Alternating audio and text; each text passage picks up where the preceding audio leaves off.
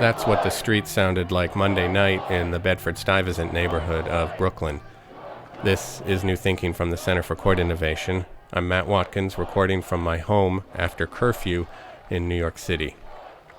George Floyd died after a white Minneapolis police officer pressed his knee into Floyd's neck for almost 9 minutes.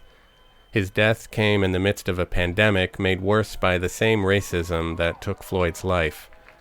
The project of racial control was part of this country's founding, and historically there's been no institution more implicated in that project than the justice system. On New Thinking right now, we're asking what that justice system is going to look like when COVID-19 ends. Our guest today is Vincent Southerland. He is the executive director of the Center on Race, Inequality, and the Law at New York University. Southerland is a veteran of the NAACP's Legal Defense and Educational Fund. He's also a former public defender. We spoke on Friday, just hours before the Minneapolis police officer, Derek Chauvin, was charged with third-degree murder in George Floyd's death. Before we talked about COVID-19, I asked Southerland if he would start by sharing his reaction to the death of George Floyd. I think my reaction to what I saw happen to George Floyd, is seeing that officer suffocate the life out of him and kill him, is outrage. It's outrage that's kind of felt repeatedly when we see these incidents happen over and over and over again. And the calls for justice are unmet or met with silence. You feel incredible heartbreak and pain for his family, for his loved ones, for all those who cared about him, for that community. But the reality is that pain, that heartbreak, that suffering, it just feels like unending and unyielding. Police in this country have had a long history of abusing, harming, and killing people of color, and particularly Black people. I think there are so many tragic things about the whole incident. Among the most tragic is that as George Floyd is screaming and struggling for his life and repeatedly telling the officer that he can't breathe, that he just has his knee in his neck for 9 minutes, George Floyd doesn't swear at the officer, doesn't call him out of his name. As a matter of fact, a couple of times he says officer, calls him sir, pleading and begging, and this police officer just ignores those pleas.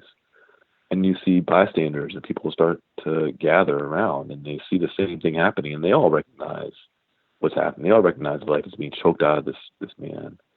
And they're all telling him to stop, and this officer kind of just ignores those calls. And to do it in broad daylight, in public, is the very essence of why lynchings would happen in broad daylight, in public. It's sending a message to everyone in that community that your life, if you're Black and you're accused of a crime or thought to have an interaction with the police that would give rise to the accusation of a crime, your life doesn't matter and that we can take it whenever we want. That traumatizes everyone. And that's unacceptable. It's unacceptable in a country that claims to have ideals written into its founding documents that talk about the protection of life and liberty and the pursuit of happiness. And the gap between those ideals and what we see every day, that gulf is monumental. And I think it's up to us, to all of us, to try and bridge that divide, because this is baked into the American soul. It's baked into the American psyche. It's part of who we are as a country. And we need to confront that head on as part of that process of bringing our ideals in line with the way in which we actually live. Yeah, I came across a really powerful quote from Ida B. Wells the other day, the great anti-lynching activist, who said in the 19th century, said, change is not going to come and justice is not going to come until we all demand it. Yeah, that's exactly right. That's exactly right. I mean, this is a problem that we all bear the burden of. I know that Sharon Eiffel has talked about this before, the president and director counsel of the NAACP Legal Defense Fund, about racism being in many ways a national security threat. It is literally a force that is tearing this country apart at the seams. Our failures in policy choices, our rampant denial of our legacy of slavery and Jim Crow and mass incarceration and the racialized nature of all those institutions and the terror that came with all those institutions, we continue to go down that road at our own peril. The types of disparities we see in every vector of American life, and the type of outrage, the very rightful and righteous outrage, and that we see from communities that have been victimized and brutalized by these institutions and systems of oppression and corporations that are kind of profiting off of the backs of their livelihood and well-being. And so we have a lot of work to do, and I think it's up to all of us to take on a piece of that work and shoulder that burden. Now, I don't want to be, accused of trying to look for glimmers of hope in really what can appear to be a pretty pitch black night right now. But do you see any reasons for a little more optimism right now, I guess, in the sense that the officers have been fired, and that itself is a departure from standard operating procedure? We've also seen police departments and chiefs across the country denouncing what happened. Do you see that as progress, or is it just a response, evidence of a response that's been forced to adapt because the video in this case is so stark? So, I do see it as progress. And I think part of the fact that response has been forced upon police departments and forced upon police chiefs and forced upon this particular police department is in some ways progress as well. I think we would have been hard pressed to see that type of reaction, but for the activism that took place in 2014, 2015, the rise of the Black Lives Matter movement, all of the advocacy and efforts that's been targeted at legislative reform. So it does give me some measure of hope about what's possible. It tells me that the change that we seek is something that we can push for just using the power of our voices and the power of protest and the power of confronting these systems of harm and oppression. And I think officers and law enforcement understand just how tragic and how terrible this incident is, particularly for probably the average police officer who goes to work and says that he or she wants to do the right thing and serve their community and needs to rely on the relationships in that community to help ensure that everyone is safe and getting treated in the way that they should be treated. It's also got to be disciplined and know that it's not just a few bad apples, so to speak. And so I think there's real impetus on their part to speak out when they see their fellow officers doing that.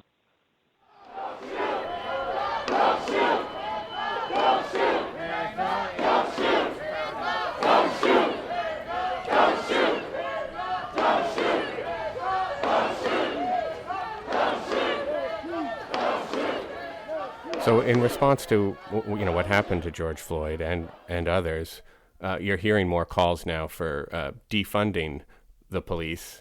I don't think there's a lot of reason to see that happening. And in fact, if we start looking at how the justice system is responding to COVID-19 in a couple of major cities, New York and LA, that have released budgets during the pandemic, we're seeing very minimal cuts to law enforcement, but many other cuts to lots of other places, right? Because we're in straitened circumstances. It demonstrates to me that we have learned absolutely nothing from the ramifications and manifestations of the depths of racial inequality that we've seen in this country, that have not only been exposed by what happened to George Floyd and his murder, but also by the rapid spread of death and disease from COVID-19 and the disproportionate impact that has on Black and brown people. You think about New York City, which is facing, anywhere in the range of a $10 billion shortfall, and looking at that dynamic and looking at the way in which, people have been failed by so many institutions throughout their lives, been failed by their schools, been failed by employers, been failed by healthcare systems, by elected officials. And our responses to those failures have been ramping up law enforcement, building more jails, building more prisons, and locking people away.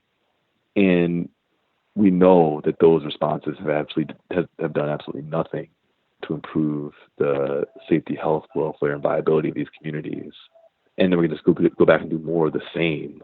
It's mind-boggling. The budget proposal itself is literally a blueprint for a community to prison pipeline. We are actually building up and scaling up the architecture of a incarceratory state, and doing that by cutting all the services that people need to avoid contact with law enforcement, to avoid going down the road of engaging in criminal activity, and stepping up all the tools in the toolbox to hammer people and to flood communities with police and just deepen the rift of animosity and anxiety and outrage that people feel when they think about the criminal legal system in America, and particularly in New York City. To me, the budget is an incredible disgrace. We know the solution to these problems is to invest in people and invest in communities. Cutting those investments just doesn't make any sense. So why don't we just talk a little bit about the changes that we're seeing from the justice system, or not, in response to COVID-19? Is there somewhere that you've seen the system changing in response to the virus that you find hopeful? Let's start with hopeful. So it's a mixed bag, but in some prisons and jails, I've seen an increasing number of people being released in response to COVID-19. New York State, I think, has been very disappointing, at least from the perspective of releasing people from prisons. We have 43,000 people in our state prisons, and only a handful of those people have been released. And the overwhelming majority of those people were already going to be released anyways, because they were released because they were within 90 days of the expiration of their sentence, and had some other medical challenge, and are 55 and older, and were convicted of nonviolent offenses. So it's a relative drop in the bucket, so to speak, when we think about who's actually facing this virus, who's susceptible to it, and the danger of it spreading and the lethality of it in prisons. But I do think that's one space where at least we've seen across the country a response by governors and by people in positions of authority and power to try and reduce somewhat these populations. So I think that's one piece that gives me some hope when we think about the justice system. I think the other piece that gives me some hope is I feel like while we're all kind of quarantined in our houses, it does seem to have been at least a reduction in the number of arrests and the number of interactions between police and communities. And so I think that, to me, at least says that we may not need to have police. We certainly don't need to have police kind of flooding every neighborhood and serving as kind of an occupying force in communities. So I think there's value in that response as well. And then where is somewhere where you see the system most obviously falling short in its response, maybe holding fast to its traditional racial patterns? Yeah, so I think, I'd have to almost say the same, in some ways, the same two spaces that I saw some hope. I see that hope is kind of dashed by the fact that they haven't gone far enough at all. So as I mentioned, like our prisons, we know that in New York, they've tested less than 2% of the prison population to determine whether or not they have coronavirus. So we don't know kind of the rate of spread, who actually has it, but we do know that it is an incredibly infectious and lethal disease.